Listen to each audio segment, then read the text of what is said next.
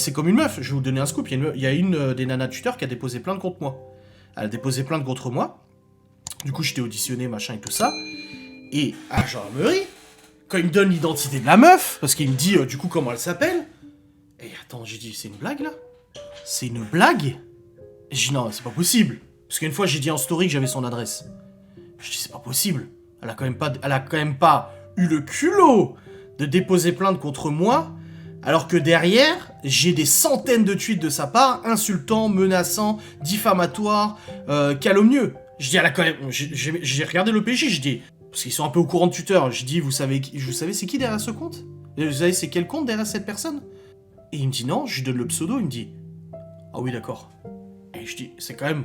Enfin, quand j'ai dit ça à mon avocat, je dis dans le dossier c'est telle personne, au bout d'un moment... Enfin, c'est fort le café quand même, hein. C'est quand même fort le café. C'est comme si moi demain j'allais dénoncer à gendarmerie un mec qui a retiré ses filtres à particules. Oh. Enfin, je veux dire, c'est... Tu vois à quel point elles sont... La meuf dépose plainte contre moi, alors que ça fait 2 ans qu'elle me harcèle, m'insulte, me menace, me calomnie, me diffame. C'est ce que j'ai toujours dit.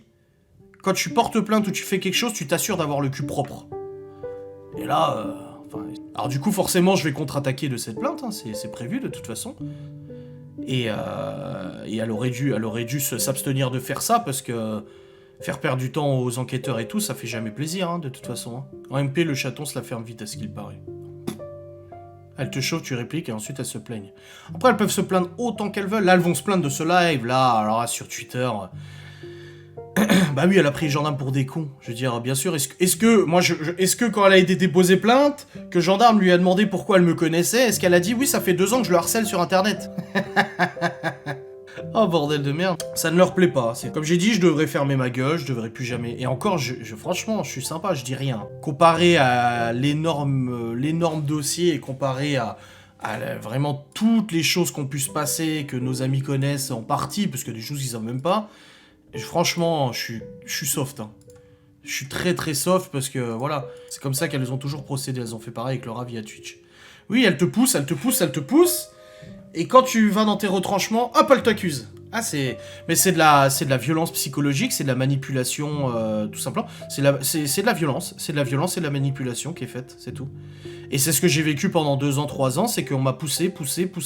En background, par derrière, on m'a poussé. Et bah quand je sortais de mes gonds, et bah hop, on me dénonçait. Enfin, on me pointait du doigt.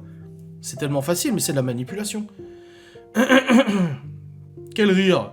Donc non, je fermerai pas ma gueule. Jusqu'à ce que je sois parti des réseaux sociaux, je ne fermerai pas ma gueule. Si j'ai quelque chose à dire, je le dis. Si j'ai quelque chose à affirmer, je l'affirme. Si j'ai quelque chose à contredire, je contredis.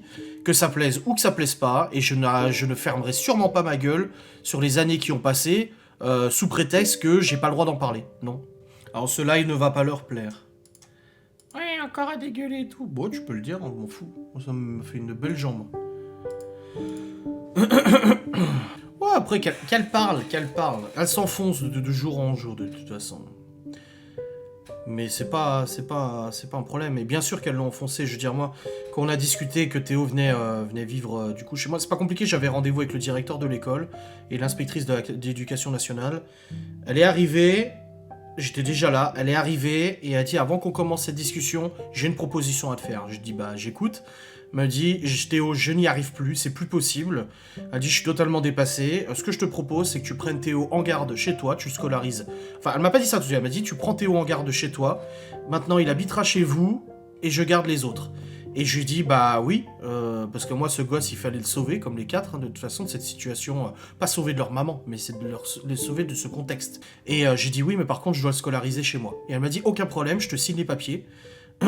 Et du coup après on a discuté sur le parking, hein, pendant un petit moment on a discuté sur le parking de l'école et tout, on a parlé de paranormal, on a parlé plein de choses et diverses hein, et tout. Et elle était soulagée, et elle m'a dit maintenant c'est les réseaux sociaux et j'ai peur comment ils vont réagir.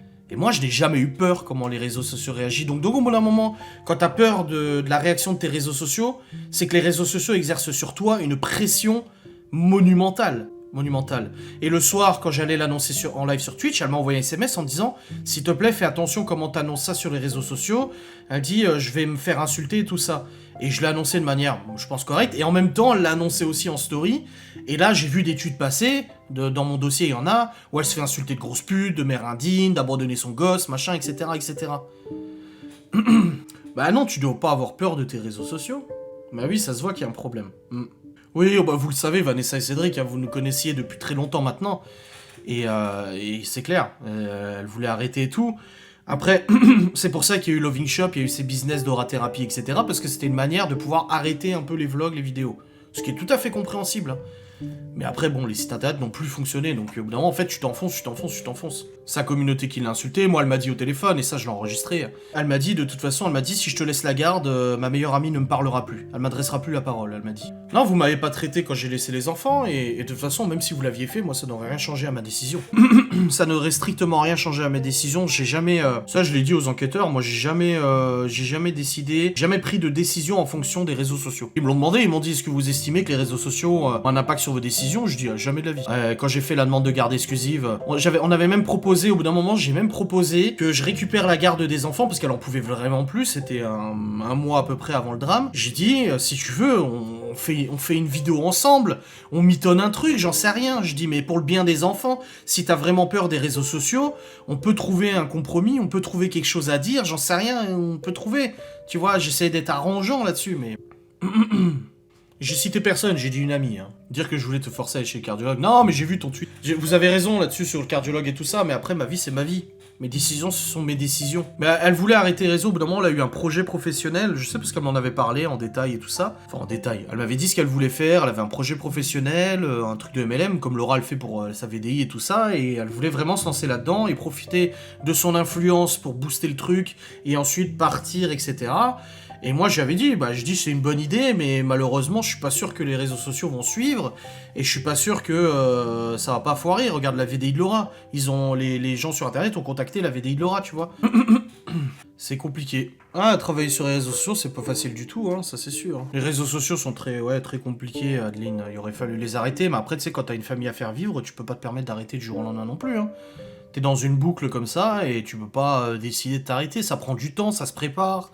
T'essaies de préparer à d'autres business, d'autres choses, comme moi là, je suis en train de préparer le départ, tu vois. Et lui, il va nous donner des Big Mac au McDo, grave. C'est plus Big Toasty que Big Mac. Hâte de voir ton business de Velux. Oh putain, grave commercial pour la paire, il y en a pas deux. J'ai rendez-vous samedi, j'ai rendez-vous. T'as perdu du poids, non? Bon, je pense pas. Vendeur de Q7.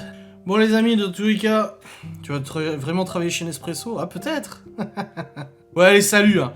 Bon, merci à tous d'avoir été là pour ce live. Je vous ai mis le planning sur Twitch, je vous ai mis le planning sur Instagram.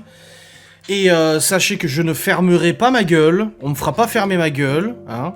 Ça c'est sûr. Et même s'il y a des fois je dis des choses qui ne plaisent pas à quiconque pourrait les entendre et tout ça, moi ça me regarde pas. Je repose mes propos sur...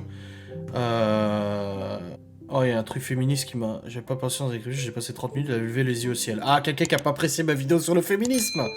Mais c'est pas fini, j'en ai d'autres choses à lire, hein. Allez, passez une bonne après-midi. Des bisous, salut.